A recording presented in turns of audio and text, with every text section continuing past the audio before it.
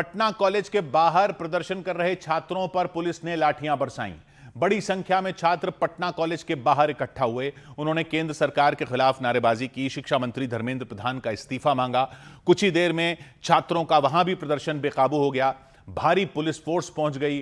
Police ने उन छात्रों को हटाने की कोशिश की, लेकिन जब वो छात्र वहां से नहीं हटे तो पुलिस ने लाठीचार्ज कर दिया। पुलिस वाले छात्रों पर लाठियां बरसाते दिखे, सड़क पर दौड़ा दौड़ा कर मारते दिखे। वहां भी अफरा तफरी मच गई, सड़क पर जाम लग गया। कई छात्रों को पुलिस ने हिरासत में ले लिया। इससे पहले पटना कॉलेज के बाहर छात्रों की भारी भीड़ थी। सभी छात्रों ने एक सुर में शिक्षा मंत्री धर्मेंद्र प्रधान का इस्तीफा मांगा। जोर जोर से नारे लगा रहे थे वो।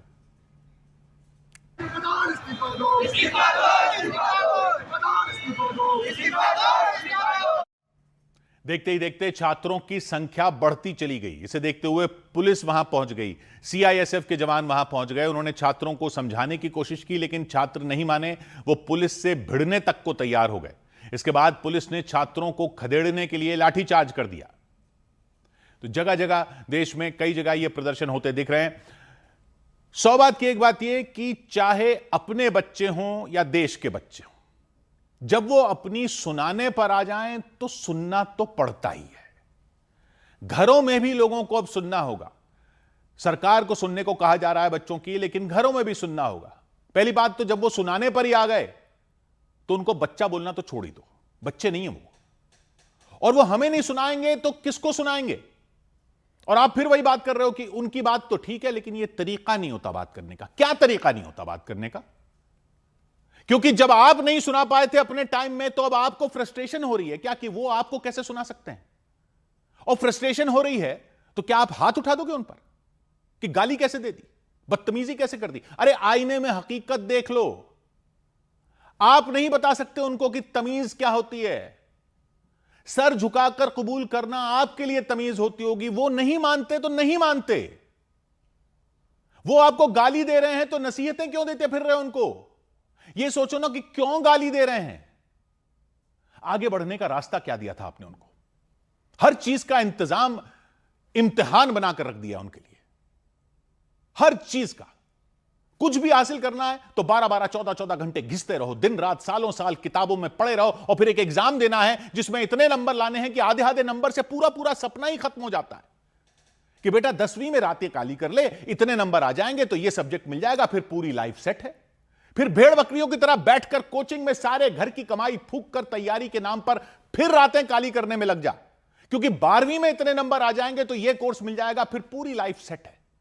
फिर कोचिंग की चक्की में पिसता रहे दिन रात और एडमिशन का एग्जाम दे देकर अपना खून जलाकर इसमें इतने नंबर आ जाएंगे तो यह डिग्री मिल जाएगी, फिर पूरी लाइफ सेट है। फिर नौकरी के लिए एग्जाम देने के लिए फिर कोचिंग में जा। और याद रखना, तेरी कोचिंग के लिए बैंक की एफडी तोड़वा रहे हैं, मुंह मत काला करवाना। इतने नंबर लाना कि नौकरी मिल जाए और लाइफ सेट हो जाए। नहीं हो पाता एक अटेम्प्ट में तो फिर निकालो किताबें और लग जाओ इस बार 16-16 घंटे। फिर नहीं हो पाता तो फिर एक और अटेम्प्ट दे दो, लाइफ सेट हो जाएगी। अरे लाइफ सेट हो जाएगी, लाइफ सेट हो जाएगी, लाइफ सेट हो जाएगी कहते हुए अटेम्प्ट पर अटेम्प्ट दिलवाए जा रहे हो और खुद से पेपर नहीं करवाया जा रहा है एक अटेम्प्ट में। खुद को पेपर करवाने के लिए 2-2, 3-3 अटेम्प्ट लग रहे हैं और उनसे कहते हो कितने अटेम्प्ट में पास किया। क्या कर रहे थे 80 साल तक? इतने स्कूल कॉलेज खुद ने बनाए नहीं कि पढ़ा सको, और कह रहे हो कि हर एक सीट के लिए 100 लोग दौड़ लगाओ और जीत कर दिखाओ। हर एक नौकरी के लिए 1000 लोग दौड़ लगाओ, और जो लगा भी लेते हैं उनको कह देते हो कि अभी नहीं, बाद में आना। और फिर कह रहे हो वो गाली क्यों दे रहे हैं? अरे अभी तो लाठी खाने के बाद भी हंसते हंसते गाली दे रहे हैं। अभी तो गाने गा गा कर गाली दे रहे हैं। अभी तो लाठी मारने वालों के भी मीम बना बना कर गाली दे रहे हैं। सुनो तो सही क्या कह रहे हैं। एक पीढ़ी आई है जो सीधा मुंह पर बोल रही है, मुंह पर। आप अपने आप को इशारे पढ़ने का इतना मास्टर मानते हो कि सीधा कोई मुंह पर बोल दे तो आपको सुनाई नहीं दे रहा। किसको मार रहे हो? अपने बच्चे हैं, साजिश नहीं हो रही है। किसको सावधान कर रहे हो? अपने बच्चे हैं, कोई बरगला नहीं रहा है। हां हमें गाली दे रहे हैं, हां नेताओं को गाली दे रहे हैं, हां सरकार को गाली दे रहे हैं, हां पुलिस को गाली दे रहे हैं, हां मीडिया को गाली दे रहे हैं, हां कोर्ट को भी गाली दे रहे हैं। तो और किससे बोलेंगे जब कुछ बोलना होगा? और किससे मांगेंगे जब मांगना होगा? अच्छा है ना कि बोल रहे हैं, सुनो उनकी, सुनो। अपनी मत गिनाने लग जाओ कि ये दिया वो दिया। अरे कोई एहसान नहीं किया उनको पैदा करके। किसी ने एप्लीकेशन नहीं लगाई थी आपके यहां पैदा होने की। हमारे हैं, किसी और के नहीं है।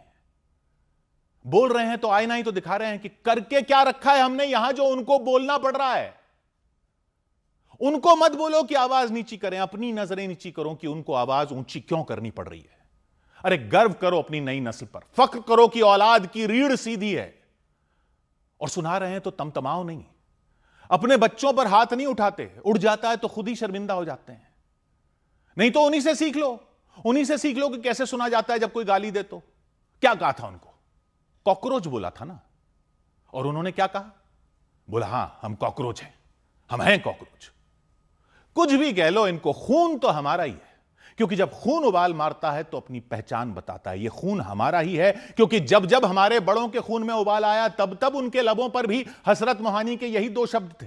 आपके खून में भी जब जब उबाल आया आपके लबों पर भी हसरत मोहानी के यही दो शब्द थे, और इनके लबों पर भी हसरत मोहानी के वही दो शब्द हैं, इंकलाब जिंदाबाद।